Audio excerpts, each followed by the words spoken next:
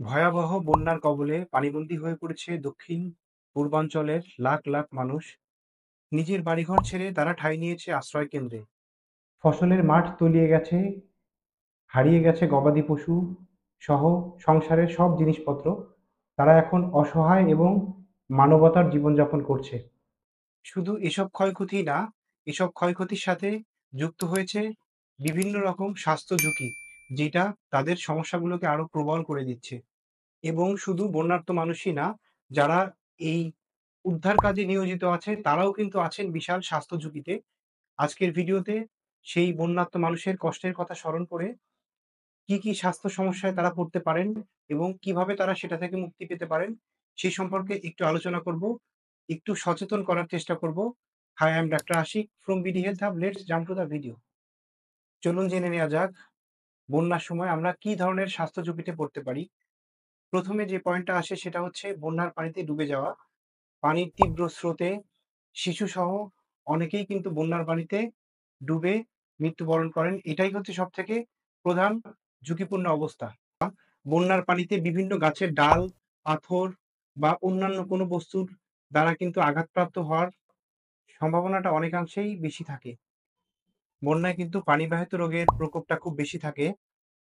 অনেকেই বাধ্য হয়েই খাবার ও অন্যান্য কাজে কিন্তু অনিরাপদ পানি ব্যবহার করে থাকি, যেটা আমাদের স্বাস্থ্যের জন্য খুবই ঝুঁকিপূর্ণ এবং এটা থেকে কিন্তু বিভিন্ন পানিবাহিত রোগ যেমন ডায়রিয়া, কলেরা, টাইফয়েড, আমাশা, হেপাটাইটিস সহ বিভিন্ন ধরনের পানিবাহিত রোগ কিন্তু খুব তীব্র আকার ধারণ করে এই বন্যা কবলিত এলাকায়। বন্যার পানি বাড়ির পেছনে বা আশেপাশে জমে প্রচুর মশার সৃষ্টি করে। সেই মশার কামড়ে সৃষ্টি হয় মশাবাহিত রোগ। ডেঙ্গু, ম্যালেরিয়া, ফাইলেরিয়া, চিকুনগুনিয়া সহ আরো মারাত্মক রোগ কিন্তু এই বন্যার সময় মশার কামড়ে সৃষ্টি হতে পারে। বন্যার পানিতে অনেক সময়, অধিকাংশ সময়ে হাত পা ভেজা থাকার কারণে কিন্তু ছত্রাকের আক্রমণটা খুব সহজেই হয় এবং সেই আক্রমণটা খুব মহামারী আকার ধারণ করে। কারণ সবাই এই বন্যার সময় একসাথে আশ্রয় কেন্দ্রে একই ছাদের নিচে থাকে।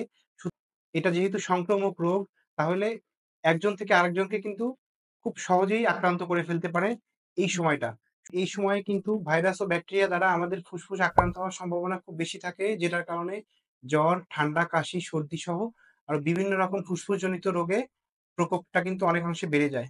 মানসিক সমস্যা, যেটা কিন্তু খুব গুপ্ত এবং খুব মরণঘাতক একটা সমস্যা। বন্যায় সর্বস্ব হারানো মানুষের শারীরিক সমস্যার থেকে মানসিক সমস্যাটা কিন্তু তীব্র এবং গুরুতর হয়ে যায়, যেটার দিকে আমরা অনেকে খেয়ালই করি না। সুতরাং এই সময় তাদেরকে মানসিক সাপোর্ট দেওয়াটা সবথেকে বেশি গুরুত্বপূর্ণ।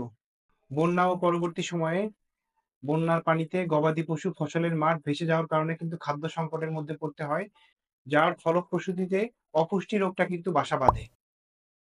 বন্যায় স্বাস্থ্য ঝুঁকি কিন্তু আমরা পুরোপুরি এড়িয়ে চলতে পারি না। তবে আমরা কিছু প্রতিকার মাথায় রাখলে হয়তোবা কিছুটা হলেও আমরা স্বাস্থ্য ঝুঁকি এড়িয়ে চলতে পারবো। যতদূর সম্ভব পরিচ্ছন্নতা মানার চেষ্টা করতে হবে এবং নিরাপদ পানি পানের কোনো বিকল্প নেই। পরিচ্ছন্নতা মানতে হবে। খাবারের আগে, রান্নার আগে অবশ্যই পরিষ্কার হয়ে হাত ধুয়ে নিয়ে তারপর রান্না কার্যক্রম বা খাবার গ্রহণ করার চেষ্টা করতে হবে। পান ও দৈনন্দিন কাজে নিরাপদ পানি ব্যবহার করতে হবে। যদি নিরাপদ পানির উৎস না পাওয়া যায় তাহলে পানি ফুটিয়ে অথবা ক্লোরিন দিয়ে পানি পরিশুদ্ধ করে সেই পানিটা ব্যবহার করার চেষ্টা করতে হবে। পর্যাপ্ত শুকনো খাবার ও খাবার স্যালাইন রাখতে হবে। ডায়রিয়া হলে সেই রোগীকে অবশ্যই বেশি বারবার খাবার স্যালাইন দিতে হবে। বন্যা কবলিত এলাকায় উঁচু স্থানে স্যানিটারি ব্যবস্থা করতে হবে এবং শিশুদেরকে পানি থেকে নিরাপদ দূরত্বে অবশ্যই রাখতে হবে। যদি ভিডিও সম্পর্কিত কোনো কোশ্চেন থাকে কমেন্ট বক্সে কমেন্ট করতে পারেন।